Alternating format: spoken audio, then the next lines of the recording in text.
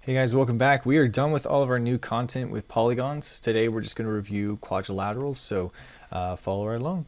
Quadrilateral is a definition of parallelogram. Sorry, parallelogram is a quadrilateral with opposite sides are parallel. So when both sets of opposite sides are parallel, that's a parallelogram. Typically we show them where they look like this, but there are other different types, special types of parallelograms that we learned about. The baby daddy rectangle with the 4 right angles. Baby mom rhombus with the 4 congruent sides, and then the square is the byproduct of both of those two. So it inherits all the properties of the parallelogram, the rectangle, and the rhombus. So specifically, we have 5 properties for parallelograms. The first one is kind of the trivial one, which is that the opposite sides are going to be parallel. When the opposite sides are parallel, that gives us 4 sets of same side interior angles, which have to be same side interior, same side supplementary. Same thing over here, and then same side interior also puts that one back at 120. So we notice that the consecutive angles, the ones that are next to each other, are supplementary because they're same side interior, and then the opposite angles are going to be congruent to each other because they're just the same as vertical angles. They're congruent to the same supplement. They're congruent because they have the same supplement. It's the best way of saying that. So then whenever we look at one of the diagonals, we see that triangles A and B are actually going to be congruent to each other. We can use that, prove that by looking at the reflexive property. We also know the blue angles are alternate interior from the blue lines and that red transversal, and the green angles are alternate interior from the red transversal and the green parallel lines. So that means the blue angles are congruent and the red ones are as well. So by angle side angle or angle side angle, we know that triangles A and B are going to be congruent to each other. Once we know that triangles A and B are congruent, all the other remaining corresponding parts must be congruent. So corresponding parts of congruent triangles are congruent, meaning the opposite sides, the blue sides and the green sides we have over here, have to be congruent. So we just proved from the parallel lines that the opposite sides have to be congruent on a parallelogram. Then same thing, we can prove that these two triangles are congruent. Well, we have the blue angles are going to be alternate interiors, so 3 and 4 are congruent and 7 and 8 are congruent. We also know that the opposite side, the blue one, is congruent from the last proof. So by angle side angle, angle side angle, we know that those triangles have to be congruent. So then all their corresponding parts have to be congruent, meaning the red diagonal cuts the green one in half and the green one cuts the red one in half. Because of the corresponding parts, congruent triangles are congruent. That means the diagonals bisect each other. All right, then with a rectangle, which is when we have 4 right angles, it's where the German word rect is how it was spelled. We just Americanized it by getting rid of the H. So we have these right angles here. We know the opposite sides are congruent to each other. That's because it is a rectangle. A rectangle is a parallelogram. We also know that BC is congruent to itself by the reflexive property. And so I don't know if you can see it very well, so I like to drag it down here. Same thing here and here. By side, angle, side, side, angle, side, these two triangles have to be congruent to each other. Then after that, all the corresponding parts are congruent to each other, meaning the hypotenuses are all the same. So the blue hypotenuse and the orange hypotenuse are the same, meaning those two diagonals are congruent. So that's special for a rectangle. We see that in isosceles trapezoid, and it's also true for a square as well. But that comes from the rectangle, the right angles there. Then when we have a rhombus, whenever we have any diagonal, because all 4 of the sides are the same, it gives us 2 sets of isosceles triangles. And then the same thing happens if we look at the other one here. So if I get rid of that, again, we have 2 isosceles triangles. And then what's special about rhombuses is that all 4 of the triangles are congruent, meaning the diagonals bisect the opposite angles. They cut each other in half, just like the diagonals also bisect each other because they're properties from the parallelograms. What that also means is that all the angles in the middle have to be 90 degrees. So the diagonals are going to be perpendicular to each other. They're also going to bisect the angles, the opposite angles, and they're really simple to solve because all 4 of these angles are all the same. All of those angles are the same as the ones on the opposite side, and the angles are all perpendicular in the middle. So rhombuses are actually a lot easier to solve the angles with than parallelograms. Just with parallelograms, the only thing you can use are consecutive angles are supplementary, and the alternate interior angles are congruent. So just keep that in mind. Here's GeoGebra with properties of rhombuses. So no matter how I move this in or out, notice that these angles are always the same and those angles are always the same as well. By the way, the angles on the bottom would be the same as the top, and these angles would be the same over there. I just didn't show it because it would make the diagram really busy. So on this with the rhombus, those are always going to be the same, and the diagonals are always going to be perpendicular on the inside. So two properties, diagonals are perpendicular, and they bisect the opposite angles. Then with a kite, the easiest way to solve a kite is just to think that there's one, well, it's defined by two pairs of consecutive sides that are congruent, but the easiest way to solve a kite is just to remember we have one line of symmetry. Look at the sides to figure out the line of symmetry. In this case, it would be a vertical line of symmetry, and so anything that happens on the left side has to be mirrored on the right side as well. That means this angle here has to be the same as that angle over there, and the angles bisect each other as well. So the angles up top bisect and the angles on the bottom bisect. Now, unlike a rhombus, they're different. There are going to be different angles on the top as there are on the bottom, but they do bisect each other. If this was a rhombus, which is related to a kite, unfortunately, then it would do that as well. Then the thing you really have to be careful about is looking at the other diagonal. This is not a line of symmetry, so it does not cut these angles in half, and so we are going to have different angles here as we do here. And so I ran into that problem 2 times, I think, on the homework.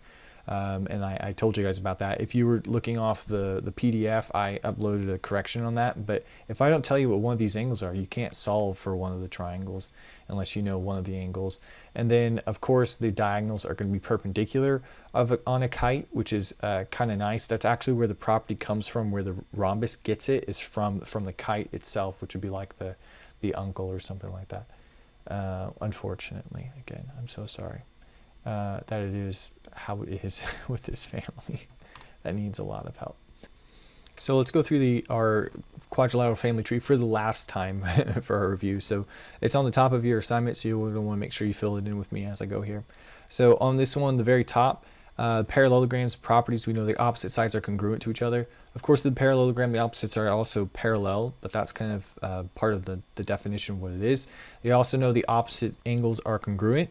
The consecutive angles are going to be supplementary because they're same side interior, and the diagonals bisect each other. So we went through and we proved all of that.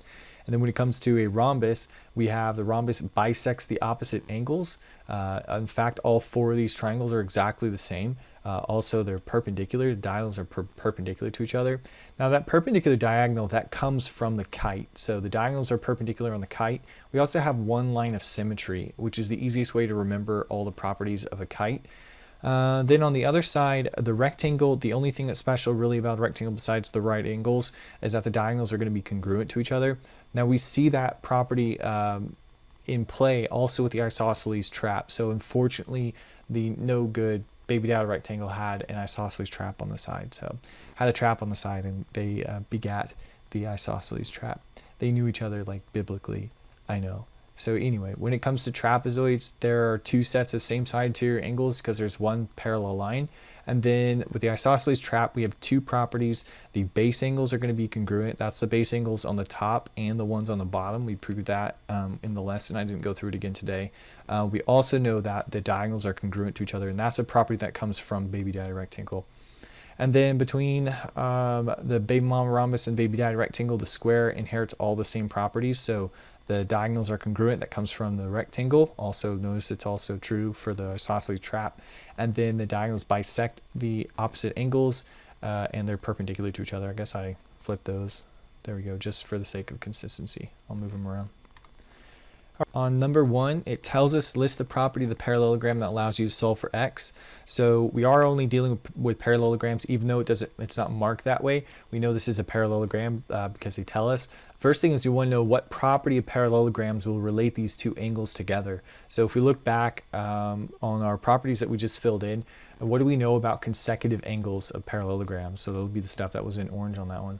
Well, the consecutive angles are same side interior, so they're supplementary. So we're going to say that the consecutive angles are supplementary, and then we're going to add them up and set it equal to 180. So that's 3x plus 108 is going to add up to 180.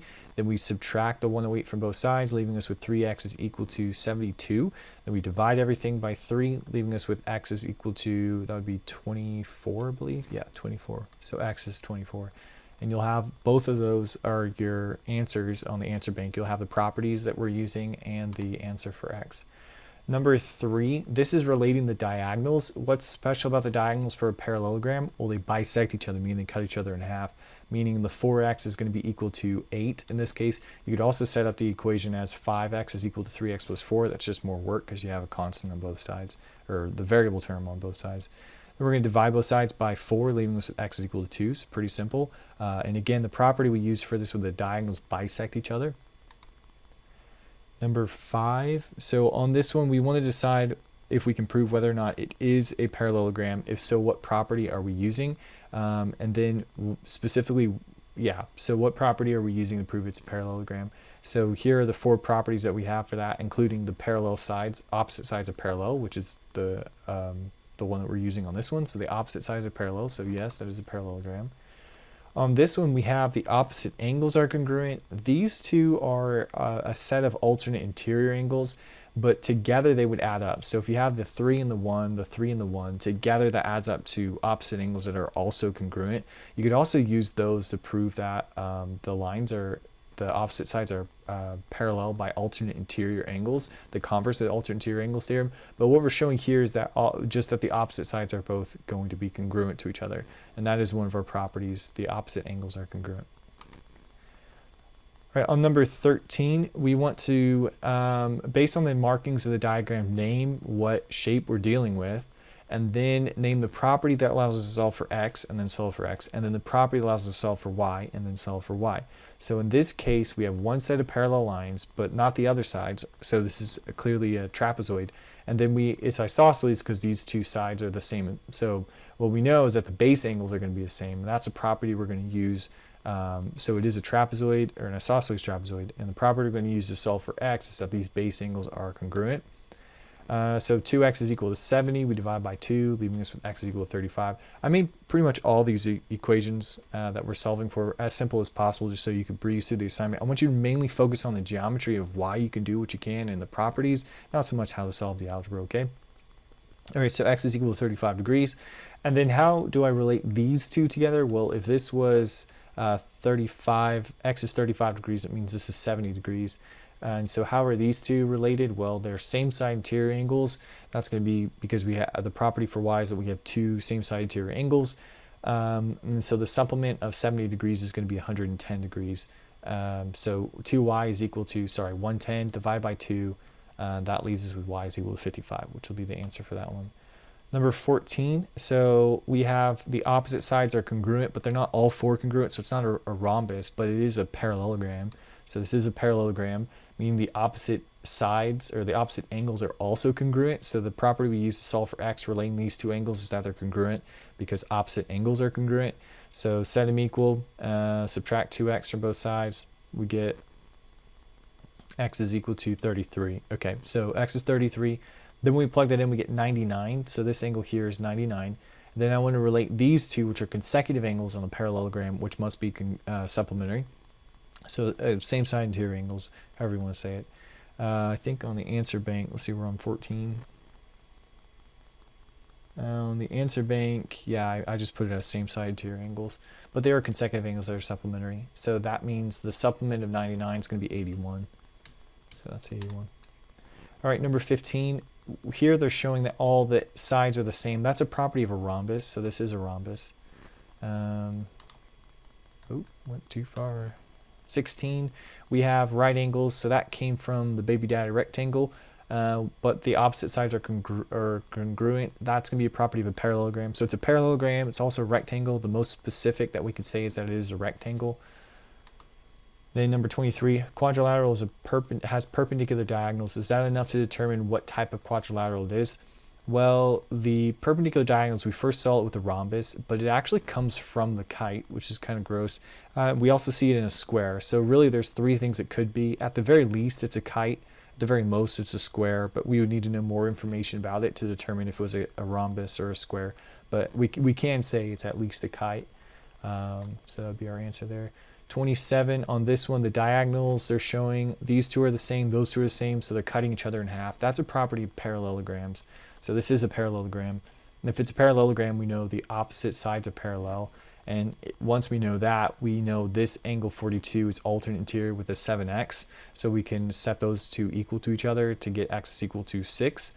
These two are not equal because this is not a rhombus. Rhombuses, the diagonals bisect the opposite angles, but that's not necessarily true on this one because it's just a parallelogram, not necessarily a rhombus. So we can't set these two equal to each other. So x is not equal to 8, x would be equal to 6. So be careful with that. That's a pretty big discrepancy that I see between a parallelogram and a rhombus is for a rhombus, these two be equal, but for a parallelogram, you have to do the alternate interior angles. And then basically what we just talked about, this is a rhombus. They're now telling us that on number 33. So that means these two angles got, they were cut in half by the diagonal. The opposite angle was cut in half. So these two are equal halves.